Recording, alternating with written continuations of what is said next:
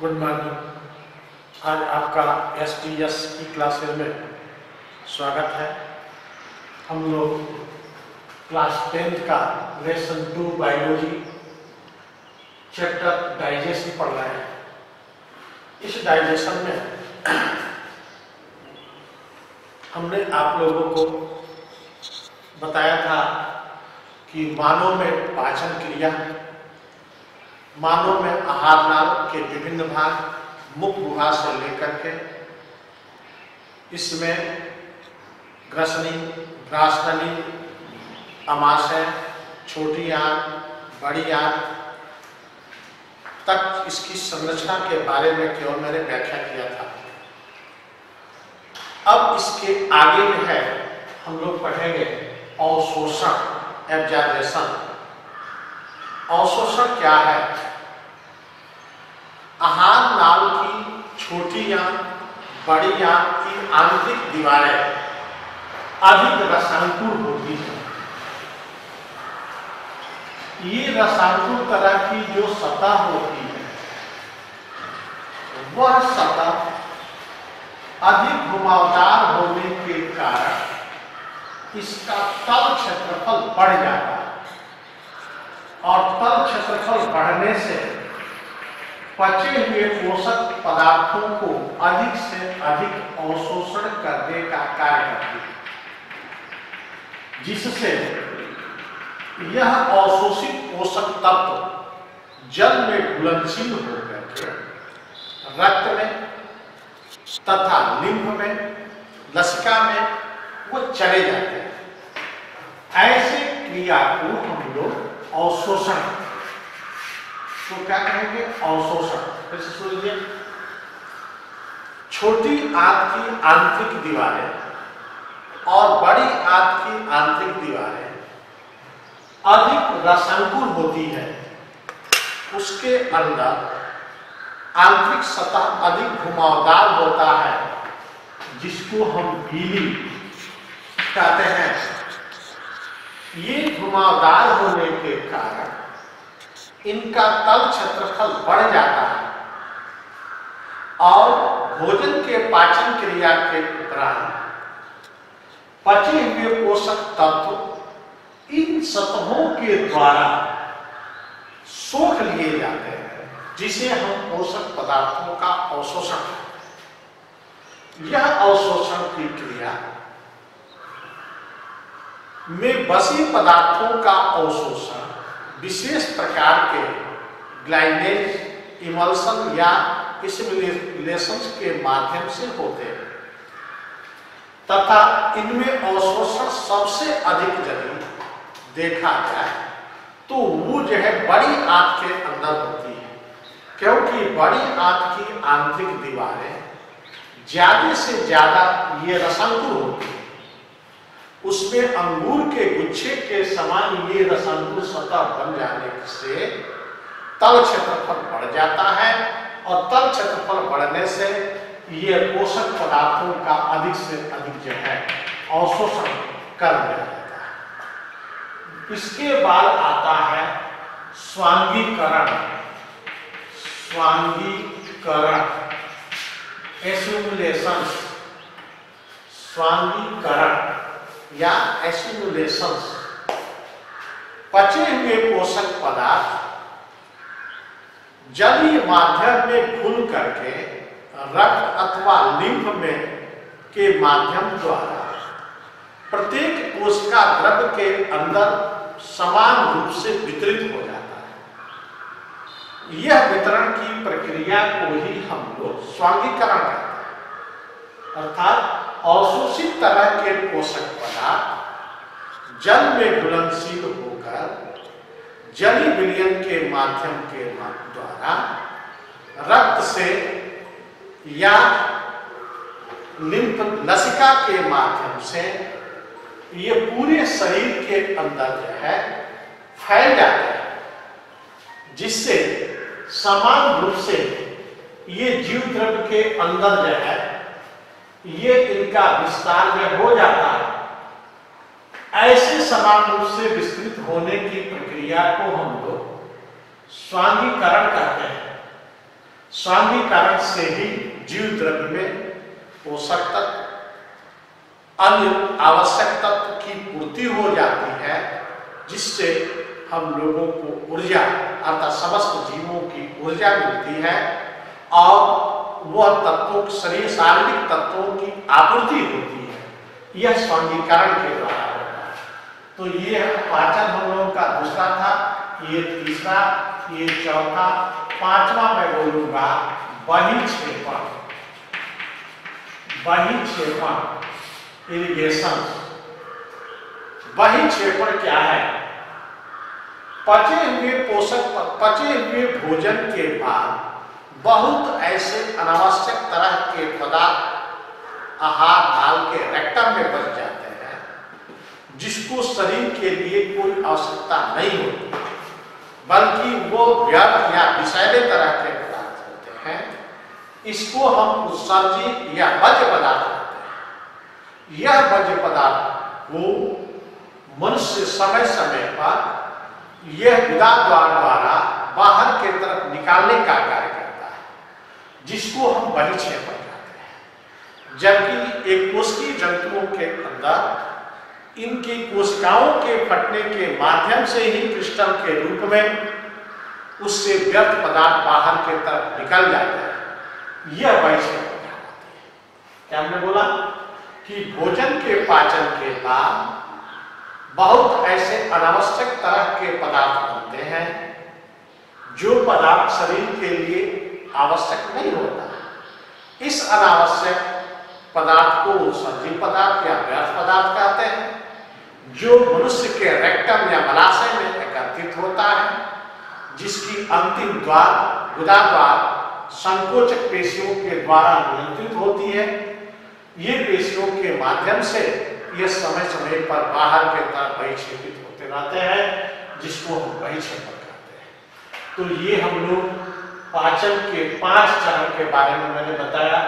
पहला हमने बोला था अंतर्ग्रहण, दूसरा पाचन, तीसरा अवशोषण, चौथा स्वांगीकरण, पांचवा बहिक्षेपण। ये पाचन के अंतर्गत आने वाले ये 5 चरण होते हैं। इन 5 चरणों के माध्यम से हम लोग इनके बारे में पढ़े। अब इसके बाद हम लोगों को पढ़ना है कि मनुष्य के पाचन में सहायक तरह की ग्रंथियां कौन कौन सी होती हैं। तो सबसे पहले सहायक ग्रंथियों में मैंने जो है लार ग्रंथियों के बारे में वर्णन कर चुका हूं। लार ग्रंथियां क्या है, इसके बारे में हमने वर्णन कर दिया है कि मुख गुहा के अंदर 3 जोड़ी लार ग्रंथियां पाई जाती हैं। पहला कर्णमूल, दूसरा अधोजीवा, तीसरा अधोहन।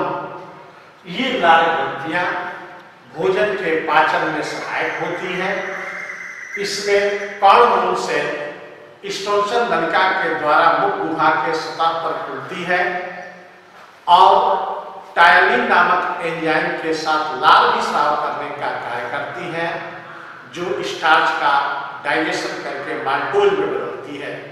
ये मुख गुहा के अंदर पाचन क्रिया करने वाली सहायक ग्रंथि होती है। दूसरा सबमैक्युलरी सबलिंगुअल्स अर्थात जो है अधोजीवा और अधोहन तरह की ये ग्रंथियां होती हैं। ये भी मुख गुहा के अंदर पाई जाती है, जिसका विस्तृत मैंने वर्णन किया था। और ये केवल लाभ स्रावित करने का कार्य करती है। इसमें पाचक एंजाइम्स जो है नहीं होते हैं, ये भोजन का पाचन करते हैं। दूसरा हम लोग पढ़ेंगे सहायक ग्रंथियों में। आपका हमने ये जठर ग्रंथियां के बारे में बोला था, गैस्ट्रिक ग्लैंड्स, जठर ग्रंथियां। जठर ग्रंथियां जो है हमने बताया था कि आहार नाल के आंतरिक सतह पर बहुत से छोटे छोटे ग्लैंड्स पाई जाती है, जिनकी संख्या 100 से भी अधिक होती है। यह गैस्ट्रिक जूस स्राव करने का कार्य करती है। इसमें ये जो है HCl हाइड्रोक्लोरिक अम्ल के साथ साथ जाइलोजेनिक सेल जो है इसमें का विभिन्न एंजाइम स्राव करती है, जिसमें हमने बोला था कि पेप्सिन नामक एंजाइम यहाँ स्राव होता है। दूसरा एमाइलेज नामक एंजाइम, तीसरा लाइपेज नामक एंजाइम, चौथा रेनिन नामक एंजाइम, ये स्राव होते हैं जो यहाँ इन एंजाइमों के द्वारा शर्करा का, ये वसा का, प्रोटीन का, ये दुग्ध प्रोटीन का पाचन की क्रिया जो है संपन्न होती है। इसके बारे में मैंने मैकेनिज्म लिखा था और उसको पढ़ाया था। तीसरा हम लोगों को पढ़ना है, तीसरी ग्रंथियां जो है यकृत, इसके बारे में हमने नहीं पढ़ाया था। यकृत ग्रंथि विस्तृत इसका हम लोग जो है वर्णन करेंगे। लीवर क्या है? मनुष्य के अंदर सबसे बड़ी ग्रंथ के रूप में पाए जाने वाला यह ग्रंथि होती है, जिसकी संरचना मैंने यहां पर बनाया है। इसको हम लीवर या यकृत कहते हैं। यकृत लगभग 1500 ग्राम वजन वाला पाए जाने वाला ये ग्रंथि है, जो 3 पालियों में लगभग बटा होता है, दायां यकृत, बायां यकृत और मध्यांतर। ये यकृत जो होती है गिल्सन नामक संपुटक से अंदर के तरफ बनी होती है। जो ये तंतुपट जो होते हैं वो जो है चारों तरफ इसके अंदर फैले रहते हैं। यह ऊपर डायफ्राम के नीचे आहार नाल के ऊपर पाए जाने वाला ये त्रिभुजाकार आकार की रचना होती है, जो मटमैले रंग की होती है। ये इनके अंदर के तरफ पित्त रस स्राव करने वाली ये ग्रंथियां पाई जाती है, जो पित्त स्रावित करने से संबंधित होती है। यह इसके कार्य जो है निम्न है। यकृत के कार्य मेन है, यकृत के कार्य एक बार और सुन लें। यकृत ग्रंथि, मानव में यकृत ग्रंथि सबसे बड़ी ग्रंथि होती है, जो ऊपर तंतुपट या डायफ्राम के नीचे के तरफ ये जो है आहार नाल के अमाशय के ऊपर एक कैप के आकार के पाए जाने वाले यह तंतुवत रचना होती है, जो 3 पालियों में लगभग बटी होती है। पहला दायां यकृत, बायां यकृत, मध्य लोब के रूप में होती है। ये किनारों पर पतली और बीच में मोटी मांसल स्पंजी गद्दीदार तरह की ये रचना पाई जाती है, जो लगभग स्लेटी कलर, हल्के ब्राउन कलर की होती है, जिसका वजन लगभग 1500 ग्राम का होता है। ये जो है यकृत अंदर के तरफ गिल्सन तंतुपट या कैप्सूल से मिलकर के बनी होती है, जो तंतुपट्ट जो है इसके अंदर यह क्षारीय माध्यम में पित्त रस को स्राव करने से संबंधित होता है। ये मैंने संरचना बोला। अब यकृत के कार्य, यकृत के निम्न कार्य, पहला पित्त रस का स्राव करना। पित्त का स्राव यकृत की कोशिकाएं ही पित्त रस को स्राव करती है। यह पित्त इस पित्ताशय के अंदर आकर स्टोरेज होता है, जमा होता है, जो पित्त वाहिनी के द्वारा ग्रहणी में खुलता है। यह पित्ताशय में वेलिरुडिन नामक रंगा कण होता है, जो प्रबल क्षारी होते हैं। ये क्षारी रूप में भोजन का पाचन छोटी आंत के अंदर करता है, जो मुख्य रूप से भोजन के साथ आए हुए हानिकारक तरह के रोगाणुओं को मारने का कार्य करता है, तथा अमाशय के अंदर जो HCl हाइड्रोक्लोरिक एसिड होती है, उस हाइड्रोक्लोरिक एसिड को अम्लीय माध्यम से क्षारीय माध्यम में यहाँ पर परिवर्तन करता है, यहाँ पर क्षारीय माध्यम में पाचन की क्रिया जो है करता है। फिर सुन लीजिए एक बार और। यकृत की कोशिकाएं ही पित्त रस को स्राव करती हैं, जो पित्त रस इस पित्ताशय के अंदर वायु डक्ट के अंदर, चैम्बर के अंदर एकत्रित रहता है, जो पित्त वाहिनी के द्वारा ग्रहणी में खुलती है। ये जो है पित्त रस क्षारीय होते हैं, जिसमें वायुरुडीन नामक रंगा कण होता है, जिसके कारण ये हल्के ये नीले रंग के जो है होते हैं। इसका कार्य भोजन के साथ आए हुए हानिकारक रोगाणुओं को मारना होता है और अम्लीय भोजन को क्षारीय भोजन में बदलना होता है, जिससे यह क्षारीय भोजन के माध्यम में या पाचन की क्रिया होती है। दूसरा है हिप्पेरिन का स्राव, हिप्पेरिन का निर्माण। यकृत की कोशिकाएं हिप्पेरिन बनाती है, जो हिप्पेरिन रुधिर को थक्का भरने में सहायक होती है, जिसमें फाइब्रिनोजन, थ्रोम्बोप्लास्टिन जैसे पदार्थों को स्राव करते हैं और द्रव रुधिर को ठोस में बदलने में जो है सहायता करते हैं। तीसरा, वसा का संश्लेषण। ये वसा को संश्लेषण करने में भी जो है सहायक होती है। चौथा है इसमें यूरिया को अमोनिया में, यूरिया का संश्लेषण। ये जो है यकृत में सबसे हानिकारक तरह की अमोनिया होती है, वह अमोनिया हम लोगों के शरीर में अधिक समय तक रहे तो शरीर को विषाक्त कर देगा।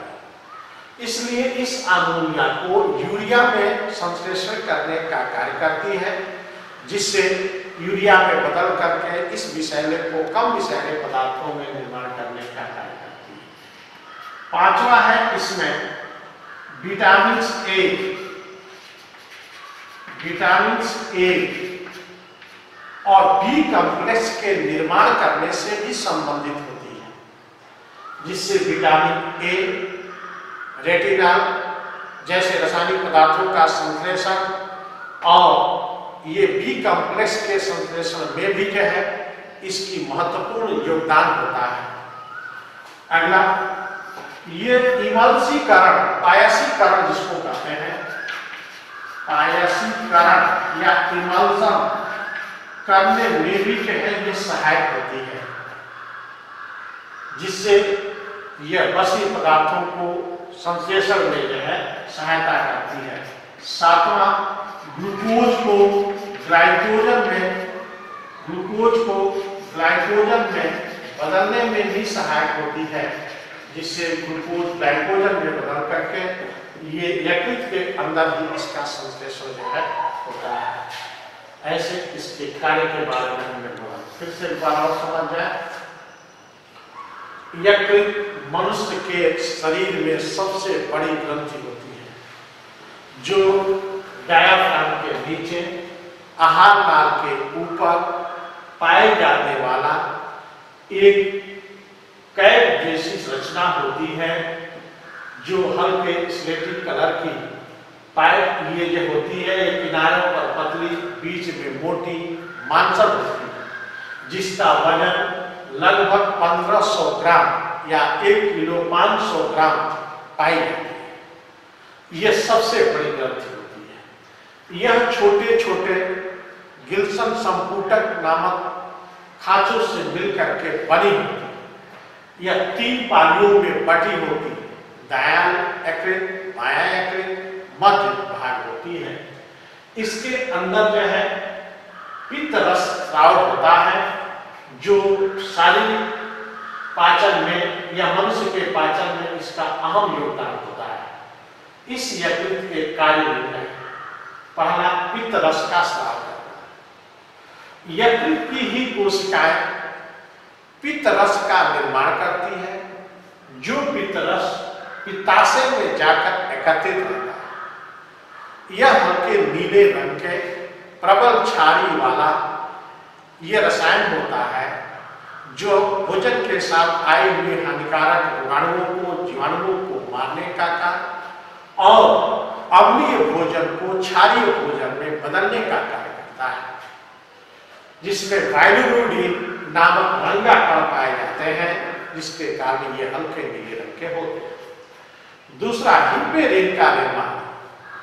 यह हिपेरिन जैसे रसायनों का निर्माण करते हैं जो हिपेरिन ब्लड क्लॉटिंग के लिए रिस्पांसिबल होता है। इसके द्वारा प्रोथ्राम्बिन, फाइब्रिनोजन, फाइब्रिन जैसे ये रक्त कण का निर्माण होते हैं और द्रव रुधिर को ठोस में बदलने में सहायता करते हैं। तीसरा, वसा का संश्लेषण। यह वसा का उपापचय करने में भी जो है सहायता करता है। चौथा, यूरिया का संश्लेषण।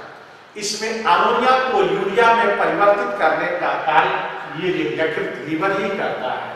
पांचवा, विटामिन ए का निर्माण, जिसका नाम है रेटिनॉल जैसे रासायनिक पदार्थों का निर्माण करता है, जो विटामिन ए की कमी से हम लोगों को रतौंधी नामक रोग होती है।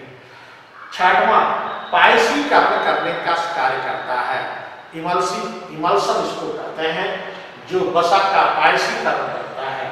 सातवां, ग्लूकोज को ग्लाइकोजन के रूप में बदलने का कार्य करता है। ये क्रिया यह पित्त यकृत के द्वारा होता है, जो शरीर के अंदर ज्यादा तौर पर उपापचय क्रिया, मेटाबॉलिक रिएक्शंस जो होते हैं, ये कैटाबॉलिक और एनाबॉलिक, वो लीवर के अंदर ही होकर के ये सारे रासायनिक क्रिया को नियंत्रण करते हैं। इसलिए लीवर हम लोगों का शरीर का सबसे महत्वपूर्ण तरह का भाग होता है और ये पूरी बॉडी को कंट्रोल करने का जो है कार्य करता है। तीसरा हम लोग अब पढ़ेंगे, चौथा, अग्न्याशय, पैंक्रियाज।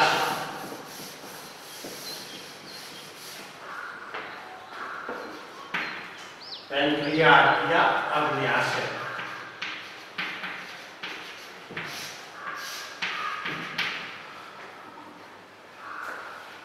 ये हम लोगों का 4 पॉइंट है। अग्न्याशय लीवर के नीचे के तरफ पाए जाने वाला एक छोटी मिश्रित तरह की ग्रंथि होती है, जिसका भार 60 से 70 ग्राम तक होता है। क्या बोला हूं? 60 से 70 ग्राम होता है। इसमें बहिस्रावी तथा अंतःस्रावी दोनों तरह के पदार्थों का श्रावण होता है, इसलिए इसको हम लोग मिश्रित ग्रंथ कहते हैं। इस मिश्रित ग्रंथ के अंदर बहुत से छोटी छोटी पिंडक होती है। इन पिंडकों से मिलकर के बनी होती है, जो संयोजी ऊतकों के द्वारा सधी रहती है और इसमें अल्फा सेल्स, बीटा सेल्स पाई जाती है।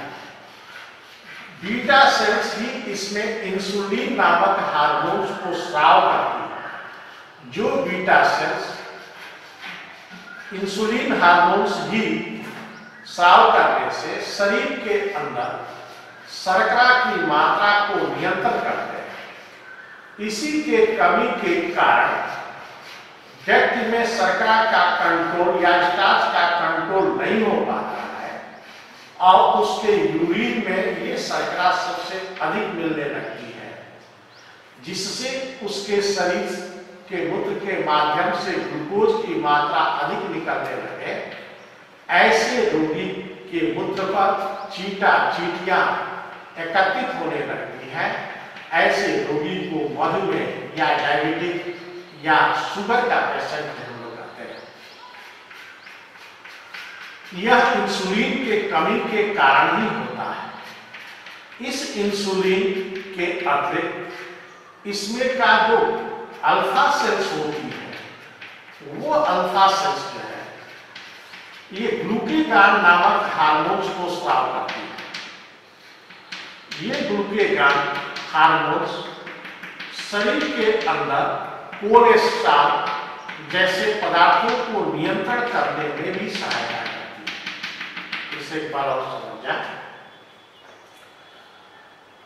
अग्नाशय यकृत के नीचे एक छोटी जेल के आकार की पाए जाने वाली मिश्रित ग्रंथि होती है, जिसका वजन 60 से 70 ग्राम तक होता है। यह बहुत से छोटे छोटे बहुभुजाकार पिंडकों से मिलकर के बनी होती है, जिसको फॉलिकल्स कहते हैं। इस फॉलिकल्स में ये छोटी छोटी ग्लैंड्स पाई जाती है, जो ग्लैंड्स संयोजी ऊतकों द्वारा सभी होती है, और इन ऊतकों के नीचे के तरफ ये उभरी हुई कोशिकाओं का झुंड होता है, जिसको हम लोग लैंगरहैंस की दीप कोशिकाएं कहते हैं। ये लैंगरहैंस की दीप कोशिकाएं 3 तरह के सेल से मिलकर बनी होती है, अल्फा, बीटा और डेल्टा। इसमें अल्फा सेल्स ग्लूकेगॉन्स का स्राव करती है, बीटा सेल्स जो है इंसुलिन नामक हार्मोन का स्राव करती है। क्या बोला हम?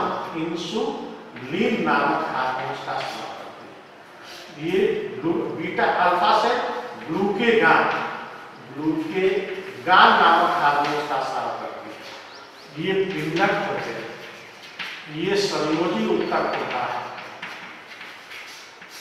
संयोजी ऊतक। इसमें रुधिर कणिकाएं, रुधिर वाहिनियां होती है। इन सभी भागों से मिलकर के जो है ये बनी होती है। इसका कार्य हमने बताया कि इंसुलिन ही सबसे प्रमुख हार्मोन्स है, जो हार्मोन शरीर में स्टार्च की मात्रा को कंट्रोल करता है। इसकी कमी से स्टार्च यूरिन में ज्यादा जाने लगता है, जिसके यूरिन पर बहुत से चींटियां एकत्रित होने लगती है। ऐसे रोगी को हम लोग मधुमेह या डायबिटिक रोग जो है कहा जाता है।